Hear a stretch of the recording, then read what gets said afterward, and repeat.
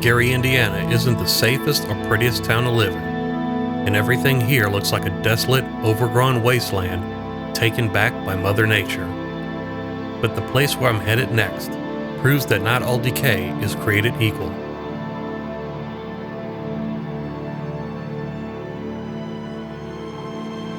This episode will be the third installment in the Gary, Indiana series. In the first two episodes, we explored a couple of historic schools and places of business, and we also discovered some of the city's rich history. But what about the places of worship? Well, that's why today we're venturing inside one of the most beautifully decayed churches I have ever seen, City Methodist Church.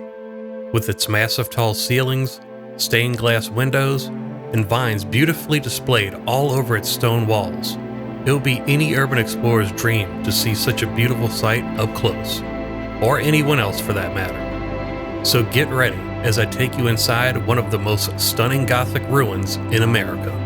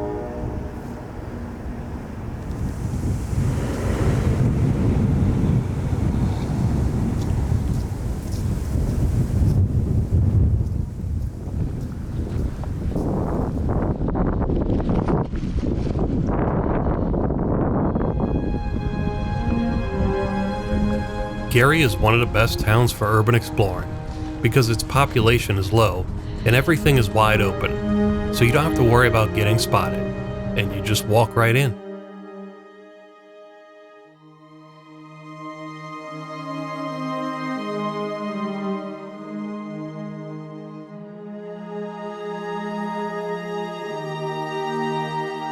As I get closer and closer, I can see every little intricate detail.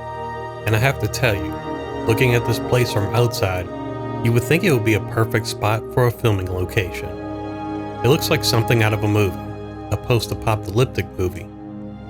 Everything seems frozen in time, but decayed in such a beautiful way. This place shuttered its doors in 1975, and it's been neglected ever since, and it definitely shows. 47 years of wind, rain, and snow all took its toll here. This is what you call advanced decay. From crumbling stone and bricks to intense amount of vines blanketed throughout the church's walls is a real treat to the eye.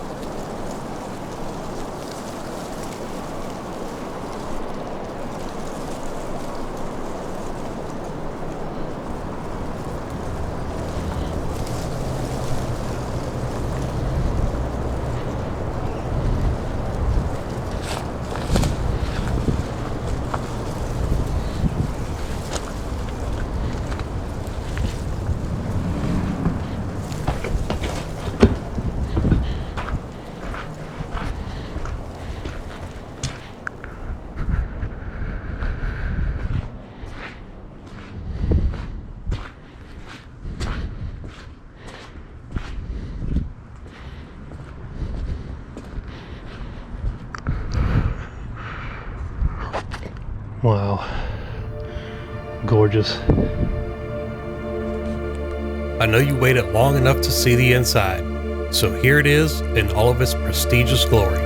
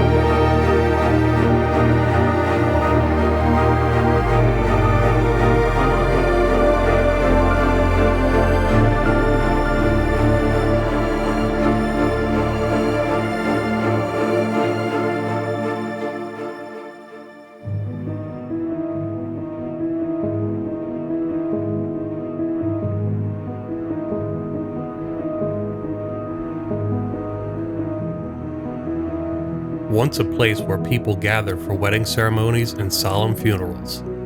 City Methodist Church is one of the most famous abandoned churches in the United States, and maybe even the world.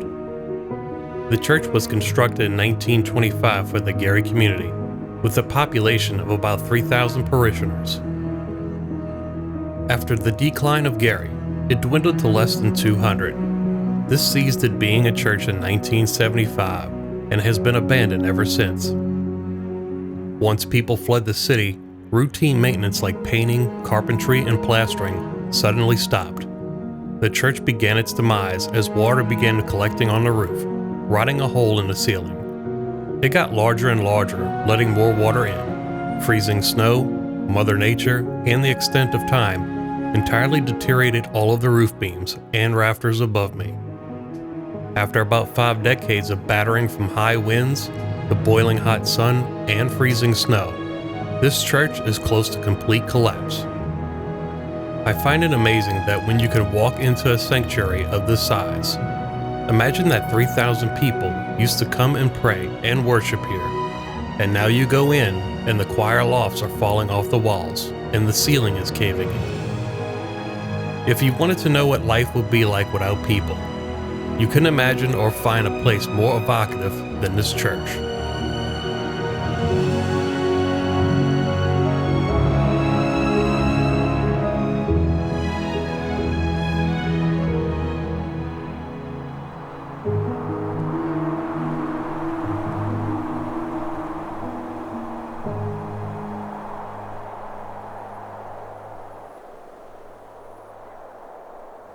How the vines just grow right up the roof.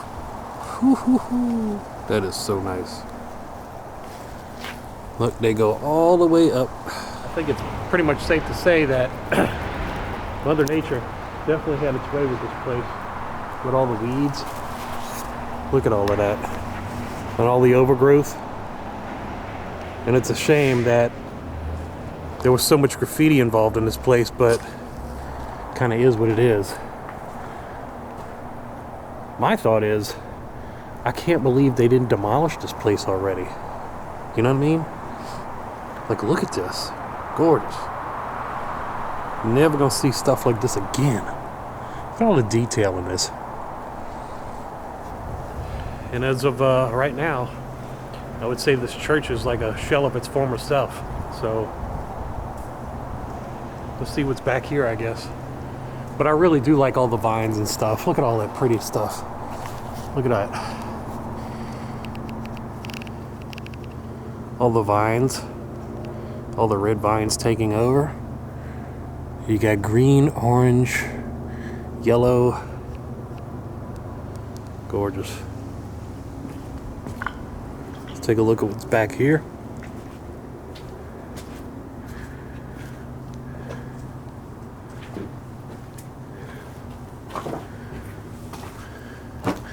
I don't know about going up there.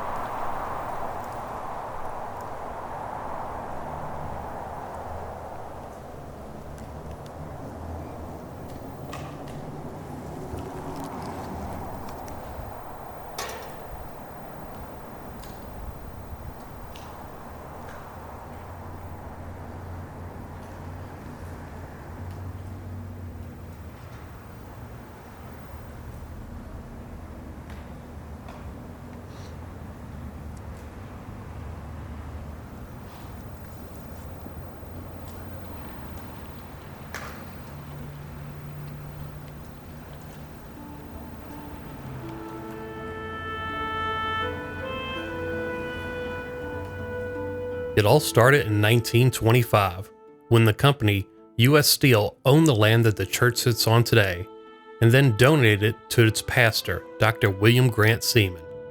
Seaman wanted a much larger church to serve the town, bringing a prominent religious presence into a somewhat unpleasant neighborhood. When construction began, it took 21 months to build, costing a total of $800,000. The first service was held on the 3rd of October in 1926. And what's a church without a pipe organ? That's when Elbert Gary donated one, which the city was named after.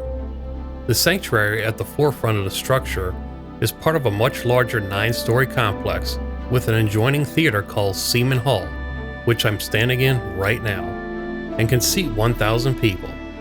It also contained corporate offices, a gymnasium, Sunday school, and a dining hall. There were plans to build a bowling alley and a rooftop garden, but it was never finished. By 1927, the church had a congregation of 1,700 people and a staff of 6. By 1929, William Seaman had grown unpopular with his parishioners from his disinterest in cultural diversity. His dissatisfied congregation had him involuntarily transferred to Ohio. In some irony, his successors proven even less popular with the churchgoers. Unfortunately, Seaman died in 1944. Following his wishes, his ashes were returned to Gary, Indiana, where they were interred in the church. During the Great Depression, the church leased part of Seaman Hall to Gary College to gain additional funds. In the post-war years, the Indiana University Center used part of Seaman Hall, and by 1949, Indiana University Northwest occupied 3 floors. And by this time, the church reached the pinnacle of its popularity in the 1950s, with membership surpassing 3,000 people.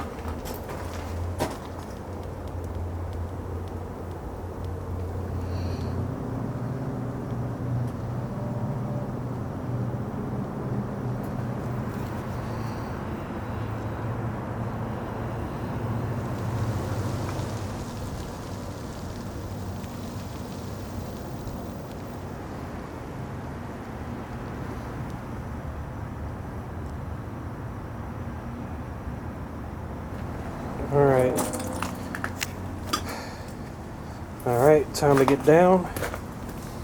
That was probably a stupid idea. How far down that goes.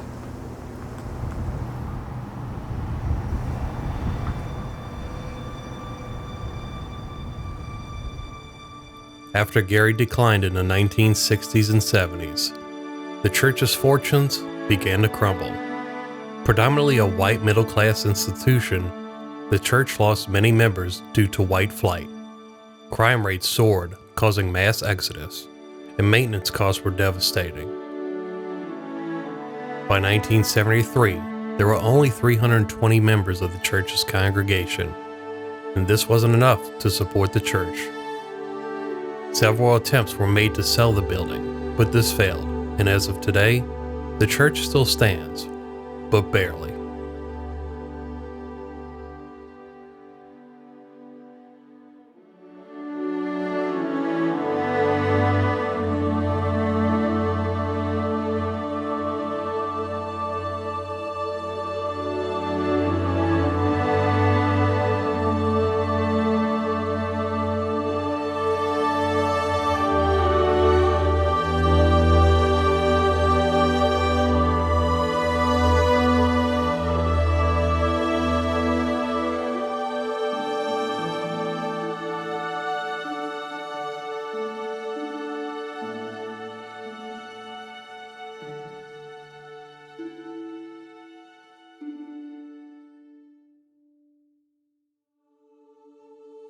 that wraps up the Gary series for now. Pretty soon, I'll return to do more episodes. Until then, sub to the channel and thank you for watching.